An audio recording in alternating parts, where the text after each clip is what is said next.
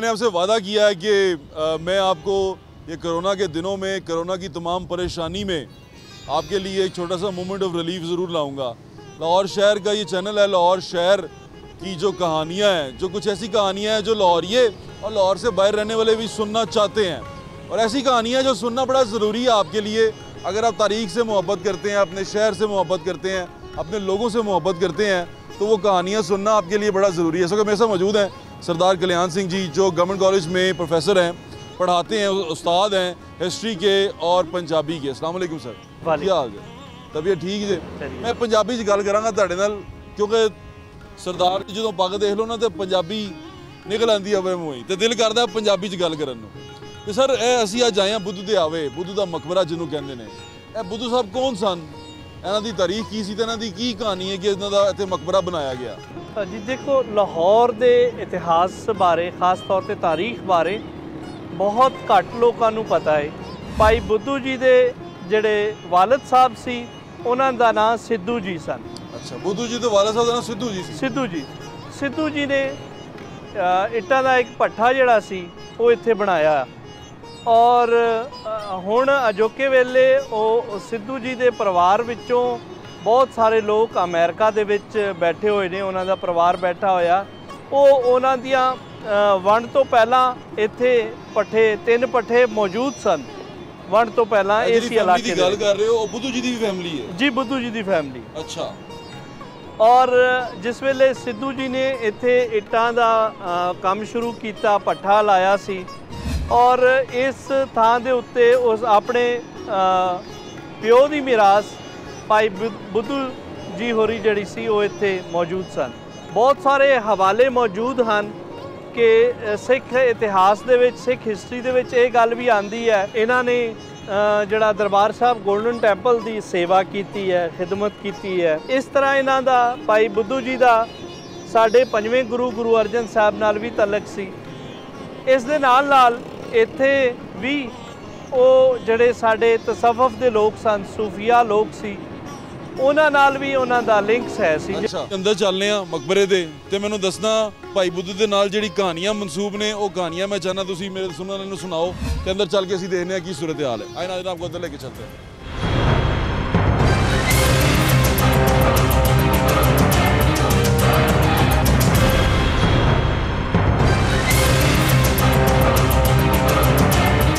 मैंने आपसे कहा था कि कोरोना के इस लॉकडाउन के अंदर जहाँ बहुत सारी परेशानियाँ हैं, जहाँ बहुत सारे दुख भी हैं, लोग इस बीमारी से जूझ रहे हैं, वहाँ पर मैं आपके लिए एक मोमेंट ऑफ रिलीफ ज़रूर लेके आऊँगा और आपको सुनाऊँगा कुछ लाहौर शहर की ऐसी कहानियाँ जो सुन के शायद आपको मज़ा भी आएगा, इंटरेस्टिंग भी हैं, और उसके साथ साथ आपकी हिस्ट्री से ताल्लुक़ रखती हैं, आपकी तारीख़ से ताल्लुक़ रखती हैं। तो तारीख़ जानना बड़ा ज़रूरी है। अपने बुज़ुर्गों के बारे में, अपने शहर के बड़ों के बारे में जानना बहुत ज़रूरी है। जो लोग अपने शहर से प्यार करते हैं, अपने लोगों से प्यार करते हैं, उनके लिए ये शो जो उनसे है ये बड़ा मज़ेदार होगा। तो मैं उम्मीद करूंगा कि आप आखिर तक इसके साथ जुड़े रहें, और आपको आपकी जो वो है ना हिस्से तबाह, जो आपकी सेंस है स्टोरी के लिए, जो आपकी वो हंगर है स्टोरी के लिए, जो भूख है कहानी के लिए, वो मैं कोशिश करूंगा इसमें पूरी हो सके। सर इसी कोशिश कर रहे सा, कोरोना बड़ी बुरी सूरत हाल हो गई है, पूरी दुनिया च हो गई है, तो लोगों को एक मूवमेंट ऑफ रिलीफ दिता जाए। अज असी मौजूद हाँ, जी साढ़े पिछे मोनूमेंट मौजूद है, वो बुद्धू का मकबरा है। तो बुद्धू, भाई बुद्धू के बारे जो कहानियां है वो तुसीं मैनूं दसियां सी, मैं चाहना तुसीं लोगों नाल शेयर करो। भाई बुद्धू जी दा ये जिहड़ा आवा है, या ये मकबरा कह लो, अल मशहूर बुद्धू दा आवा, तो ये रिलेटेड इहदे नाल हिस्टरी भी है, साडा विरसा भी है, सानू इस विरसे नाल जिहड़ा है वो जुड़ना भी पएगा, और इहदे पिछे कहानियां भी है। ठीक है, बहुत खूबसूरत कहानियां है। भाई बुद्धू शाह नूं सिख और हिंदू धर्म दे विच उन्हां नूं हिंदू मन के जिहड़ा है वो भी मन्निया जाता है। सो इस करके ये जिहड़ी है कहानियां ने ना, ये मज़हब तो जिहड़ा है वो कंफर्म नहीं कंफर्म नहीं है। ठीक है, ठीक है। पहली गल है कि ये उस जगह है जिस वेले लाहौर शहर दी जिहड़ी सी कि बहुत सारे पार्क बनाए जा रहे सी। उसकी बेसिक वजह सी कि क्योंकि मरहटियां दे हमले होने कारण दिल्ली गैर महफूज हो गया। अच्छा, ਤੇ ਕੈਪੀਟਲ ਬਣਾਇਆ ਗਿਆ ਲਾਹੌਰ ਨੂੰ जी ठीक है। ਔਰ ਕੈਪੀਟਲ ਜਿਸ ਵੇਲੇ ਇਸ ਨੂੰ ਰਾਜਧਾਨੀ ਬਣਾ ਦਿੱਤਾ ਗਿਆ ਤਾਂ ਇੱਥੇ ਆ ਕੇ ਜਿਹੜੇ ਸਾਡੇ ਮੁਗਲ ਸਨ ਬਾਦਸ਼ਾਹ ਸੀ ਉਹ ਇੱਥੇ ਆ ਕੇ ਵਸਣਾ ਸ਼ੁਰੂ ਹੋ ठीक ਗਏ है सर। ਔਰ ਉਹਨਾਂ ਨੇ ਫਿਰ ਲਾਹੌਰ ਸ਼ਹਿਰ ਨੂੰ 12 ਦਰਵਾਜ਼ੇ ਇੱਕ ਮੋਰੀ ਤੋਂ ਬਾਹਰ ਵੀ ਜਿਹੜਾ वसाना शुरू कर। ਵਸਾਣਾ ਸ਼ੁਰੂ ਕਰਤਾ। ਵਸਿਆ ਪਹਿਲੇ ਵੀ ਵਸੇਬ ਇਸ ਦਾ ਪਹਿਲੇ ਵੀ ਹੈ ਸੀ, ਕਿਉਂਕਿ ਜੇ ਅਸੀਂ ਸ਼ਾਹ ਹੁਸੈਨ ਦੀ ਗੱਲ ਕਰੀਏ ਤਾਂ ਬਿਲਕੁਲ ਇਸ ਦੀ ਬੈਕ ਸਾਈਡ ਤੇ ਯੂਨੀਵਰਸਿਟੀ ਦੀ ਬੈਕ ਸਾਈਡ ਦੇ ਉੱਤੇ इंजीनियरिंग यूनिवर्सिटी की बैक साइड। ਬੈਕ ਸਾਈਡ ਦੇ ਉੱਤੇ ਉਹਨਾਂ ਦਾ ਜਿਹੜਾ ਮਾਦੁਲ ਅਲ ਹੁਸੈਨ ਦਾ ਜਿਹੜਾ ਮਕਬਰਾ ਹੈ ਉਹ ਉਸ ਤੇ ਮੌਜੂਦ ਹੈ ਔਰ ਮੇਲਾ ਚਰਾਗਾ ਇੱਥੇ जी ਲੱਗਦਾ ਹੁੰਦਾ मादुल अल हुसैन दा मकबरा मौजूद है। ਬਿਲਕੁਲ। ਔਰ ਇਸ ਲਿਹਾਜ਼ ਨਾਲ ਲੇਕਿਨ ਜਿਹੜਾ ਇੱਥੇ ਸੀ ਇੱਥੇ ਆਣਾ ਉਹ ਇੱਥੇ ਸੀ ਕਿ ਇੱਕ ਹਿੰਦੂ ਸਨ ਭਾਈ ਸਿੱਧੂ ਜੀ, ਉਹਨਾਂ ਦਾ ਇੱਟਾਂ ਦਾ ਭੱਠਾ ਸੀ। ਉਹ ਆਪਣੀਆਂ ਇੱਟਾਂ ਦੇ ਭੱਠੇ ਜਿਹੜੇ ਸੀ ਸਰਕਾਰੀ ਤੌਰ ਤੇ ਵੇਚਦੇ ਹੁੰਦੇ ਸੀ। अच्छा। ਯਾਨੀ ਵੇਲੇ ਦੇ ਹੁਕਮਰਾਨ ਜਿਹੜੇ ਵੀ ਹੋਣ ਉੱਥੇ ਦਰਬਾਰਾਂ ਤੱਕ ਉਹਨਾਂ ਦੀ ਪਹੁੰਚ ਹੈ ਸੀ ਤੇ ਦਰਬਾਰਾਂ ਦੇ ਜਿਹੜੇ ਸਨ ਉਹ ਇਹਨਾਂ ਤੋਂ ਪੱਕੀਆਂ ਇੱਟਾਂ ਜਿਹੜੀ ਬਹੁਤ ਛੋਟੀ ਸਾਈਜ਼ ਦੇ ਵਿੱਚ ਹੁੰਦੀ ਸੀ ਉਹ ਸ਼ਾਲਾਮਾਰ ਪਾਰਕ ਵਾਸਤੇ ਖਰੀਦੀ। ठीक है। ਇਸ ਤੋਂ ਇਲਾਵਾ ਭਾਈ ਬੁੱਧੂ ਸ਼ਾਹ ਜਿਹੜੇ ਸਨ ਉਹਨਾਂ ਦੀ ਇੱਟ ਜਿਹੜੀ ਸੀ ਦਰਬਾਰ ਸਾਹਿਬ ਗੋਲਡਨ ਟੈਂਪਲ ਵਾਸਤੇ ਵੀ ਇੱਥੋਂ ਜਾਂਦੀ ਸੀ। ठीक है सर। ਯਾਨੀ ਅਗਰ ਗੋਲਡਨ ਟੈਂਪਲ ਦਾ ਇੱਥੋਂ ਵੇਖਿਆ ਜਾਏ ਤੇ ਸਾਰਾ 20 ਮੀਲ ਹੈ। ठीक है ਇਸ सर। ਥਾਂ ਤੋਂ 20 ਮੀਲ ਹੈ ਸਾਰਾ। ठीक है। ਔਰ ਇੱਥੋਂ ਗੋਲਡਨ ਟੈਂਪਲ ਵਾਸਤੇ ਵੀ ਇੱਟ ਗਈ ਸੀ ਔਰ इथों गोल्डन टेंपल 20 मील दूर है। ਜੀ 20 ਮੀਲ ਦੂਰ ਹੈ। अच्छा जी। ਸੋ ਇਹ ਜਿਹੜਾ ਸੀ ਇਸ ਤੋਂ ਇਲਾਵਾ ਫਿਰ ਭਾਈ ਬੁੱਧੂ ਸ਼ਾਹ ਨੇ ਜਿਸ ਵੇਲੇ ਇੱਥੇ ਇੱਟਾਂ ਦਾ ਕੰਮ ਕਰਦੇ ਸੀ ਸਰਕਾਰੀ ਤੌਰ ਤੇ ਵੀ ਦਿੰਦੇ ਸੀ ਔਰ ਹਜ਼ਰਤ ਮੀਆਂ ਮੀਰ ਜੀ ਬਿਲਕੁਲ ਨਾਲ ਹੀ ਉਹਨਾਂ ਦਾ ਡੇਰਾ ਹੈ। बिल्कुल जी पीछे मियां मीर सरकार। ਜੀ ਬਿਲकुल ਮੀਆਂ ਉਹਨਾਂ ਉਸ ਵੇਲੇ ਕਿਉਂਕਿ ਵਿਚਕਾਰ ਥਾਂ ਜਿਹੜੀ ਸੀ ਉਹ ਆਬਾਦੀ ਨਹੀਂ ਸੀ ਔਰ ਬਿਲਕੁਲ ਸਾਹਮਣੇ ਨਜ਼ਰ ਆਉਂਦਾ ਸੀ ਹਜ਼ਰਤ ਮੀਆਂ ਮੀਰ ਜੀ ਦਾ ਡੇਰਾ। ਤੋਂ ਉੱਥੋਂ ਮੀਆਂ ਮੀਰ ਸਰਕਾਰ ਵੀ ਅਕਸਰ ਦਰਬਾਰ ਸਾਹਿਬ ਗੋਲਡਨ ਟੈਂਪਲ ਜਾਂਦੇ ਹੁੰਦੇ ਸੀ। ਸੋ ਇਹ ਇੱਕ ਸਾਡੀ ਖੂਬਸੂਰਤੀ ਸੀ ਕਿ ਸਾਡਾ ਮੁਆਸ਼ਰਾ ਉਸ ਵੇਲੇ ਬਹੁਤ ਸਾਰੇ ਮਲਟੀ ਰਿਲੀਜਨਸ ਦੇ ਉੱਤੇ ਸੀ ਔਰ ਖੂਬਸੂਰਤੀ ਇਹ ਸੀ ਕਿ ਸਾਰੇ ਇਕੱਠੇ ਰਹਿੰਦੇ ਸੀ। टॉलरेंस लेवल अच्छा सी। ਬਹੁਤ ਅੱਛਾ ਸੀ ਟੋਲਰੈਂਸ ਲੈਵਲ। ਔਰ ਦੇਖੋ ਕਿ ਅਗਰ ਮੇਲਾ ਚਰਾਗਾ ਹੁੰਦਾ ਸੀ ਤੇ ਸਾਰੇ ਮਿਲ ਕੇ ਮਨਾਉਂਦੇ ਸੀ। ਮੀਆਂ ਮੀਰ ਸਰਕਾਰ ਦਾ ਉਰਸ ਸੀ, ਸਾਰੇ ਮਿਲ ਕੇ ਦਰਬਾਰ ਸਾਹਿਬ ਗੋਲਡਨ ਟੈਂਪਲ ਜਿਹੜਾ ਸੀ ਉਹਦੀ ਬੁਨਿਆਦ ਰੱਖਣ ਵਾਲਾ ਇੱਕ ਮੁਸਲਮਾਨ ਹਜ਼ਰਤ ਮੀਆਂ ਮੀਰ ਜੀ, ਉਹਨੂੰ ਤਾਮੀਰ ਕਰਨ ਵਾਲੇ ਮੁਸਲਮਾਨ ਸੀ ਭਾਈ ਬੁੱਧੂ ਸ਼ਾਹ ਦੀ ਇੱਟਾਂ ਦੇ ਉੱਤੇ ਉਹ ਤਾਮੀਰ ਹੋ ਰਿਹਾ ਸੀ। ਸੋ ਇਸ ਕਰਕੇ ਬਹੁਤ ਸਾਰੀ ਐਸੀ ਭਾਈ ਬੁੱਧੂ ਜੀ ਦੀਆਂ ਸਟੋਰੀਆਂ ਹਨ ਜਿਹੜੇ ਸਾਰੇ ਮਜ਼ਾਹਬ ਨੂੰ ਇਕਮੁੱਠ ਕਰਦੀਆਂ। अच्छा इतने दो अंदर कब्रां ने। दो ਜਿਹੜੀ क्यों नहीं? ਹਾਂ ਇਹਦੀ ਸਟੋਰੀ ਆ ਉਹ ਬਹੁਤ ਖੂਬਸੂਰਤ ਹੈ ਕਿ ਭਾਈ ਬੁੱਧੂ ਸ਼ਾਹ ਇੱਕ ਦਿਨ ਵੈਸੇ ਬੈਠੇ ਹੋਏ ਸੀ ਤਾਂ ਕੋਲੋਂ ਦੀ ਇੱਕ ਮੁਸਲਮਾਨ ਸੂਫੀ ਗੁਜ਼ਰ ਰਹੇ ਸੀ ਤਾਂ ਉਹਨਾਂ ਨੇ ਅੱਗ ਮੰਗ ਲਈ। ਔਰ ਸਾਡੇ ਹਾਂ ਸਭ ਤੋਂ ਪਵਿੱਤਰ ਚੀਜ਼ ਜਾਂ ਜਿਹੜਾ ਪਾਕ ਸਾਫ ਚੀਜ਼ ਗਿਣੀ ਜਾਂਦੀ ਉਹ ਅੱਗ ਗਿਣੀ ਜਾਂਦੀ ਹੈ। ਬਹੁਤ ਸਾਰੇ ਤਾਰੀਖੀ ਹਵਾਲੇ ਨਾਲ ਵੇਖੀਏ ਤੇ ਬਹੁਤ ਸਾਰੇ ਮਜ਼ਾਹਬ ਦੇ ਵਿੱਚ ਅਗਨੀ ਜਿਹੜੀ ਸੀ ਉਹ ਪਵਿੱਤਰ ਹੈ। ਉਸ ਦੇ ਵਿੱਚ ਹਿੰਦੂ ਧਰਮ ਵੀ ਆ ਸਕਦਾ ਹੈ, ਜ਼ਰਤਸ਼ਤ ਮਜ਼ਹਬ ਵੀ ਆ ਸਕਦਾ ਹੈ ਔਰ ਪਾਰਸੀ ਮਜ਼ਹਬ ਵੀ ਹੈ, ਬਹਾਈ ਮਜ਼ਹਬ ਹੈ। ਦੁਨੀਆ ਦੇ ਐਸੇ ਬਹੁਤ ਸਾਰੇ ਮਜ਼ਾਹਬ ਹੈ ਨੇ, ਕੈਲਾਸ਼ੀ ਮਜ਼ਹਬ ਹੈ, ਉਹਨਾਂ 'ਚ ਵੀ ਜਿਹੜੀ ਹੈ ਅਗਨੀ ਨੂੰ ਪਵਿੱਤਰ ਮੰਨਿਆ ਜਾਂਦਾ ਹੈ। ਲੇਕਿਨ ਇਸ ਦਾ ਮਤਲਬ ਇਹ ਨਹੀਂ ਹੈ ਕਿ ਉਹ ਅੱਗ ਨੂੰ ਪੂਜਣ ਵਾਲੇ ਲੋਕ ਸੀ, ਅੱਗ ਦੀ ਇੱਜ਼ਤ ਕਰਨ ਵਾਲੇ ਲੋਕ ਸੀ। ਇਸ ਕਰਕੇ ਉਹ ਸੂਫੀ ਮਨਸੂਰੁਲ ਹਕ ਵੀ ਕੁਝ ਥੋੜੀ ਜੀ ਅੱਗ ਉਹਨਾਂ ਨੇ ਮੰਗੀ ਪੀਰ ਬੁੱਧੂ ਸ਼ਾਹ ਕੋਲੋਂ ਤੇ ਬੁੱਧੂ ਸ਼ਾਹ ਨੇ ਇਨਕਾਰ ਕਰ ਦਿੱਤਾ। ਤੇ ਮਨਸੂਰੁਲ ਹਕ ਕਿਉਂਕਿ ਸੂਫੀ ਸਨ ਉਹਨਾਂ ਨੇ ਕੀਤੀ ਕਿ ਭਲਿਆ ਲੋਕਾ ਜੇ ਤੂੰ ਮੈਨੂੰ ਅੱਗ ਨਹੀਂ ਦੇਣੀ ਤੇ ਤੇਰੀ ਇਹ ਅੱਗ ਇਸ ਤਰ੍ਹਾਂ ਬੁੱਝ ਜਾਣੀ ਹੈ, ਇਹ ਫਿਰ ਉਹਦੇ ਤੱਕ ਬੁੱਝੇਗੀ ਜਦ ਤੱਕ ਤੂੰ ਸਾਡੇ ਦਰ ਨਹੀਂ ਆਏਗਾ। ਤੇ ਮਨਸੂਰੁਲ ਹਕ ਚਲੇ ਗਏ।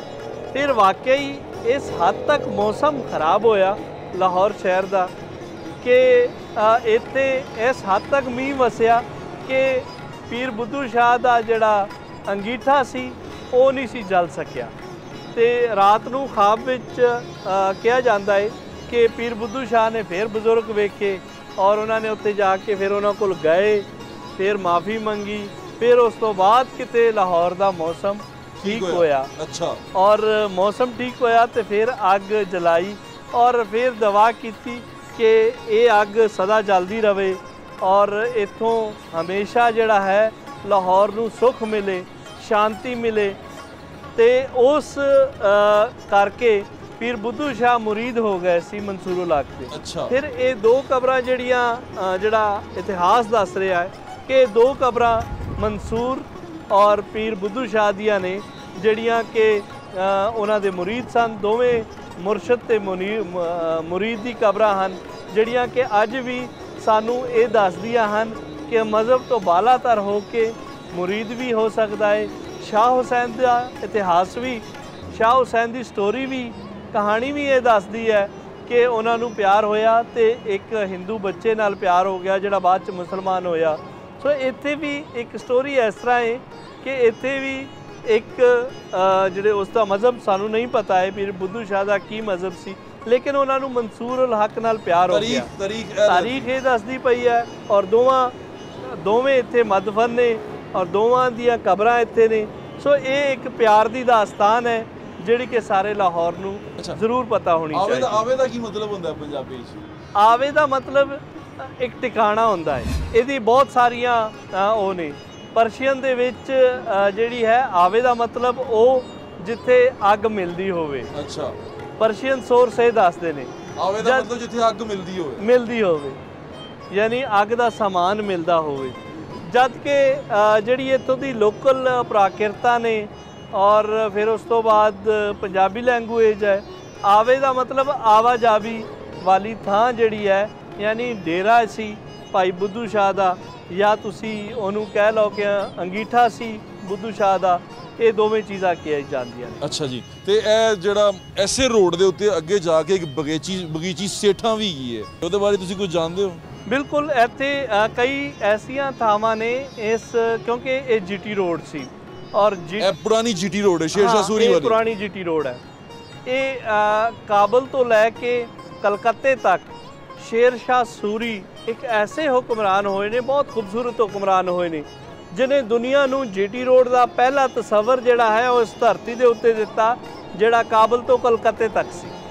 ठीक है। और उन्होंने डाक का निज़ाम बनाया शेरशाह सूरी ने। अज तो यानी मुगलों तो थोड़ा चिर पहले, बाद च मुगलों ने उन्होंने ते हमला किया। सिर्फ उन्हों की हकूमत जिहड़ी पंजाब दे उत्ते रही है वो 4 तो 5 साल के दरमियान लई, लेकिन वो एडे खूबसूरत काम कर गए ने। मैं मुसलमान हुक्मरानां दे विच अगर किसी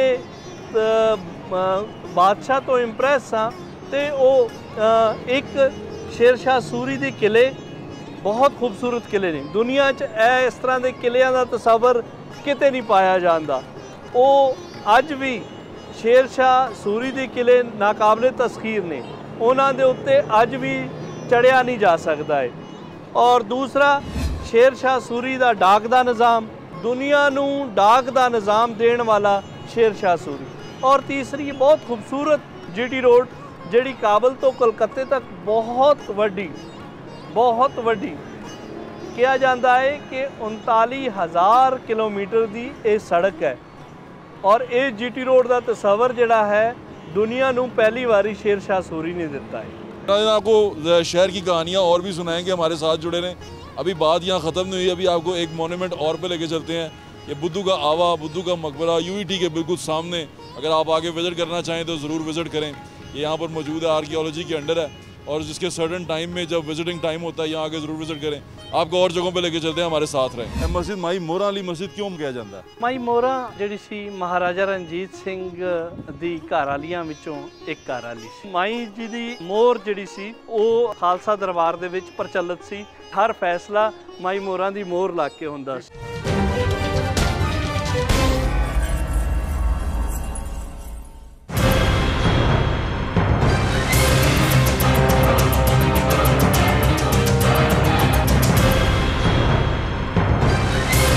मैं इस वक्त मौजूद हूँ माई मोरा वाली मस्जिद के अंदर और यहाँ मस्जिद के अंदर कल्याण सिंह जी हमारे साथ हैं और हम सीढ़ियों में खड़े हैं।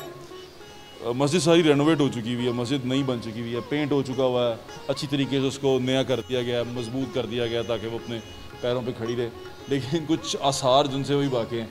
एक ये लाल पत्थर है कल्याण सिंह जी, जी बिल्कुल है ना सर जी? बिल्कुल ये ਇਹ ਲਾਲ ਪੱਥਰ ਹੈ हाँ जी बिल्कुल कोई शक नहीं ਤੇ ਇਹ ਇੱਥੇ ਉਹ ਕੀ ਕਹਿੰਦੇ ਨੇ ਫ੍ਰੈਸਕੋ पेंट वो वही है दीवार के ऊपर। अगर आप करीब आए मेरा कैमरामैन आओ, ये देखें ये नई स्लैब लग गई है उसके ऊपर, और उसके ऊपर यहाँ पर ये लाल पत्थर है, उस पर ये ग्रीन कलर का आपको पेंट नज़र आ रहा होगा, और ये लाल पत्थर ऊपर भी है। ये आगरे का लाल पत्थर है जो जिससे बादशाह मस्जिद में लगा हुआ है जौन सा, और ये ग्रीन ये मुझे लगता है फ़िरोज़ा है जी, फ़िरोज़ा है, ये फ़िरोज़ा है, ये पत्थर फ़िरोज़ा है, ये आपको नज़र आ रहा होगा।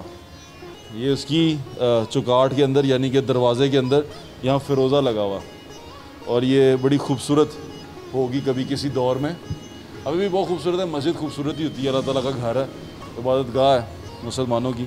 तो ये यहाँ पर नज़र आ रहा है फ़िरोज़ा लगा हुआ कि ये फ़िरोज़ा है, इस तरफ भी है और इस तरफ भी है। ये देखें वो पत्थर है, उसके अंदर कलर नहीं है, और ये लकड़ी है, ये पत्थर ही है, पत्थर ही है, लेकिन वो पत्थर के अंदर लगा हुआ। हाँ। और मेरे ख्याल से पुरानी मस्जिद की आर्चेस और इस चौकाट के अंदर थोड़ी सी निशानी बची हैं। माई मोरा वाली मस्जिद की जो कहानी है वो मेयर कल्याण सिंह जी आपको सुनाते हैं।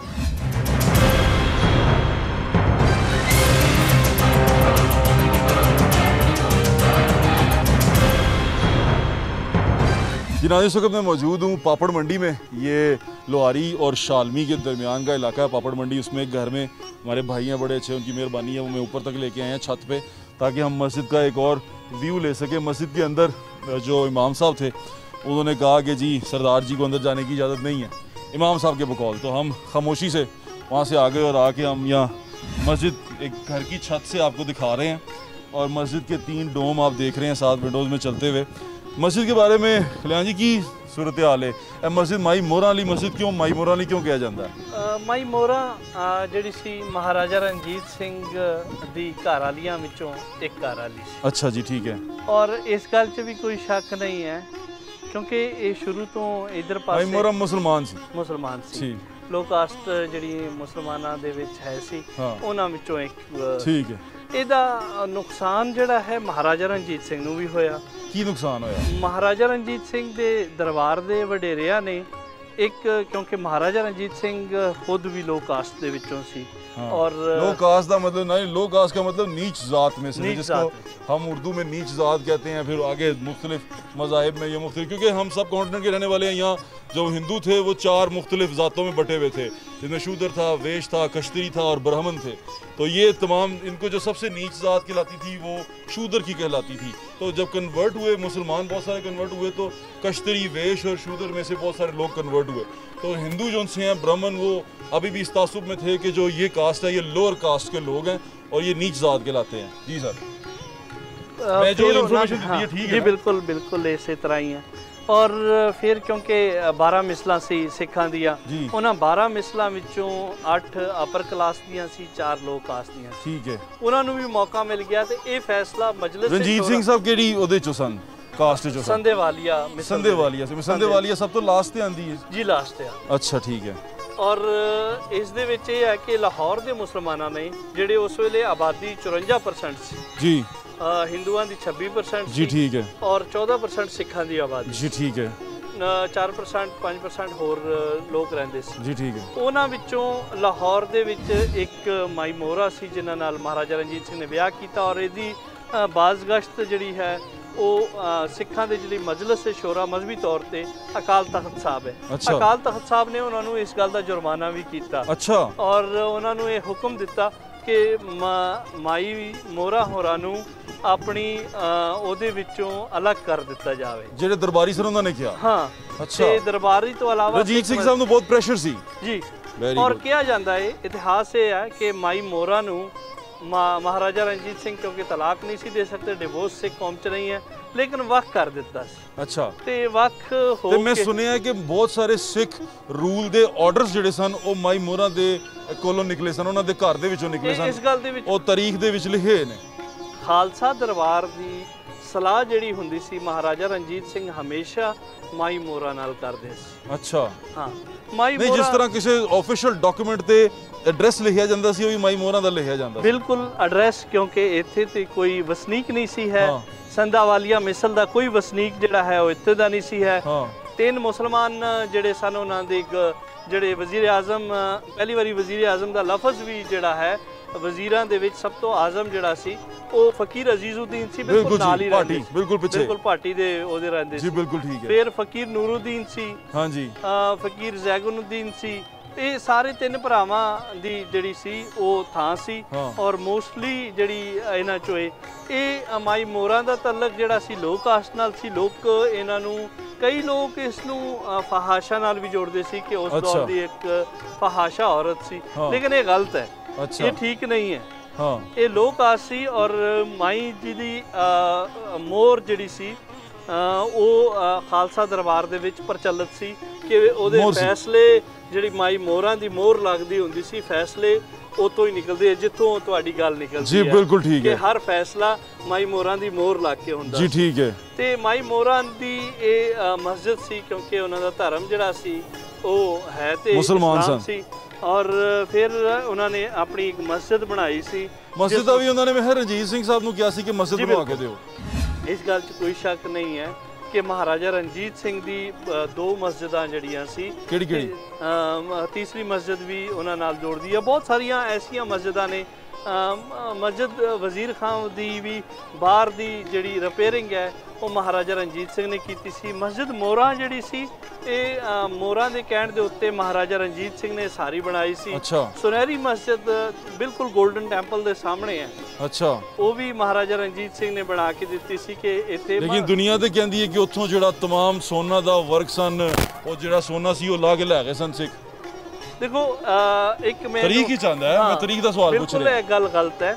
ਦੇਖੋ 56% ਜਿੱਥੇ ਮੁਸਲਮਾਨਾਂ ਦੀ ਆਬਾਦੀ ਜ਼ਿਆਦਾ ਹੋਵੇ, 14% ਸਿਰਫ ਸਿੱਖ ਹੋਣ। 56 ਤੇ 14 ਦਾ ਕੋਈ ਉਹ ਨਹੀਂ ਹੈ।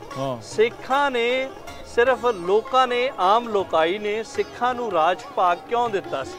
ਇਸ ਕਰਕੇ ਦਿੱਤਾ ਸੀ ਕਿ ਉਹ ਇਸ ਧਰਤੀ ਦੇ ਰਾਖੇ ਸੀ। ਇਸ ਧਰਤੀ ਦੇ ਉੱਤੇ ਜਿਹੜੇ ਹਮਲਾਵਰ ਆਉਂਦੇ ਸੀ ਉਹ ਇੱਥੋਂ ਬੱਚੇ ਚੁੱਕ ਕੇ ਲੈ ਕੇ ਜਾਂਦੇ ਸੀ। ਉਹਨਾਂ ਵਿੱਚੋਂ ਕੋਈ ਵੀ ਹੋ ਸਕਦਾ ਸੀ, ਕੁੜੀ ਵੀ, ਖਾਸ ਤੌਰ ਤੇ ਕੁੜੀਆਂ ਬਹੁਤ ਜ਼ਿਆਦਾ, 30-30 ਹਜ਼ਾਰ ਕੁੜੀਆਂ ਜਿਹੜੀਆਂ ਨੇ ਇੱਥੋਂ ਚੁੱਕ ਕੇ ਲੈ ਕੇ ਜਾਂਦੇ ਸੀ ਅਫਗਾਨ ਹਮਲਾਵਰ। ਲਾਹੌਰ ਸ਼ਹਿਰ ਦੇ ਵਿੱਚੋਂ, ਕਸੂਰ ਦੇ ਵਿੱਚੋਂ ਇਸ ਤਰ੍ਹਾਂ ਦੀਆਂ ਬਹੁਤ ਸਾਰੀਆਂ ਉਹ ਨੇ ਕਿ ਉੱਥੋਂ ਦੇ ਸ਼ੇਖ ਜਿਹੜੇ ਸਨ, ਜਿਹੜੇ ਲੋਕਲ, ਉਹਨਾਂ ਦੀ ਰਨ, ਜਿਸ ਤਰ੍ਹਾਂ ਸਾਡੇ ਅੱਜ ਵੀ ਵਸੇਬ ਦੇ ਵਿੱਚ ਗਾਉਣ ਹੈ ਕਿ ਜੁੱਤੀ ਕਸੂਰੀ ਪੈਰੀ ਨਾ ਪੂਰੀ, ਹਾਈਵੇ ਰੱਬਾ ਸਾਨੂੰ ਟੁਰਨਾ ਪਿਆ। ਉੱਥੇ ਦੀ ਰਨ ਦੀ ਮਿਸਾਲ ਪੂਰੇ ਹਿੰਦੁਸਤਾਨ ਵਿੱਚ ਮਸ਼ਹੂਰ ਸੀ। ਖਾਸ ਤੌਰ ਤੇ ਕਸੂਰ ਦੇ ਉੱਤੇ ਹਮਲਾ ਕਰਦੇ ਸੀ ਔਰ ਉੱਥੋਂ ਵੀ ਲੈ ਕੇ ਜਾਂਦੇ ਸੀ।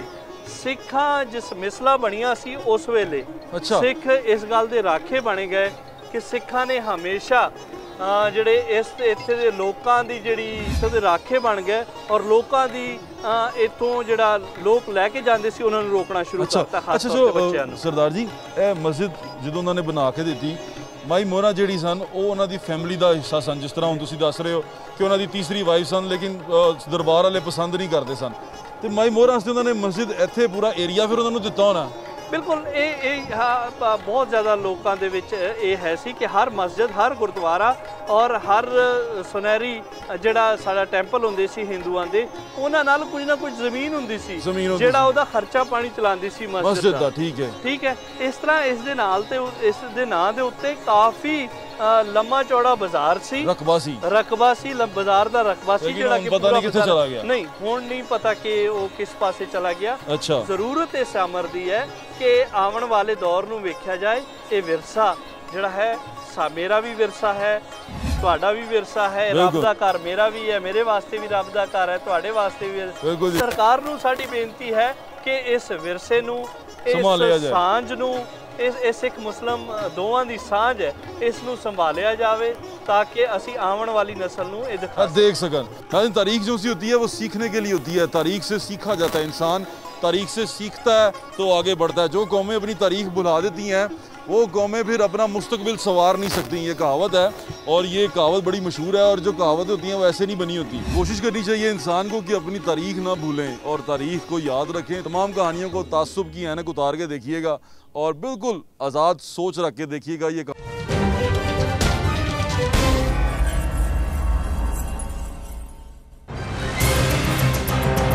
लिबर्टी मार्केट में आ गए हैं। यहाँ मैं आपको रोक के दिखाता हूँ कि क्या सूरत हाल है। ऊपर से दिखाएंगे, ना किसी के पास जाना है ना किसी को कहना है, और सारी दुनिया क्या क्या थक गई। हुन भी अगर समझाना मैं ही समझाना है तो मैनू फिर तुसी वजीर सेहत ला दो, ठीक है। तुहानू देन आ रहा सी मैं मास्क, तुहानू गल दसां, मैनू कोई शौक नहीं गा मैं भी जाके बहसा करदा फिरांगे पाओ मास्क। ना हुकूमत नूं ਇਹਦਾ कोई फायदा है साडे मास्क पाउण दा, ਤੁਹਾਡੇ ਬੱਚਿਆਂ ਦਾ फायदा है। माड़ा बंदे हो तुसी, रक्षा चलाते हो, खुदा ना खास्ता बीमारी आ गई, दिहाड़ी गई, पा के रखो कोई गल नहीं, थोड़ी देर असी रुक जावांगे, जिंदगी चलती रहेगी, जान है तो जान है। पंजाबी की मिसाल है जग चूंदियां दे मेले, हैं जी है ना जी। हुण मैं कोई ठेका तो नहीं ना दिया ना भाजी, दुनिया पुछदी है रोक रोक के लड़ा लोगों के नाल मास्क पाओ, नहीं भाजी लड़ने का कोई फायदा नहीं। लोग पढ़े लिखे समझदार हैं, लड़ने के लिए पुलिस है, और जो नहीं पाएगा मास्क उन्हें डंडे मारेगी ना, बिल्कुल मारेगी। हाँ पर्चा भी देगी, बिल्कुल देगी। मैं तो समझाना सी कहता कि नहीं मननी, खुद जो हुक्मरान अमल करें तो फिर मजा है ना, आप अमल करते नहीं यार। हुक्मरान नहीं पाएगा तो मर जाएगा ना, तो होया नहीं पे कराना भाई, तुसी तो बच जाओ, अपने आप को बचाओ, अपने आप को बचाने वास्ते अल्लाह ताला ते को दुआ करें, अल्लाह ताला मुसीबत उठा दे, अल्लाह ताला तानू मुसीबत तो बचा के रखे। मास्क छेक के रखना बहुत अच्छा लग रहा है। मास्क एक और दे मुझे, इधर मास्क दे, ला लो, अल्लाह का नाम लेके लाओ, बिस्मिल्लाह पढ़ के, वेरी नाइस। अल्लाह ताला तानू महफूज रखे, खुश रहो, मास्क पहन के रखें, और डंडों के गाहक ना बने, ना ही लातों के भूत बने, बातों से चीज़ें मान जाया करें। ये मास्क मूस की जो पाबंदी है, ये मुझे कहना भी बुरा लगता है। पढ़े लिखे लोग हैं, समझदार लोग हैं, फिर कहो तो अगों कहते हैं वो नहीं पांदा, ना पाओ यार, मजे लो।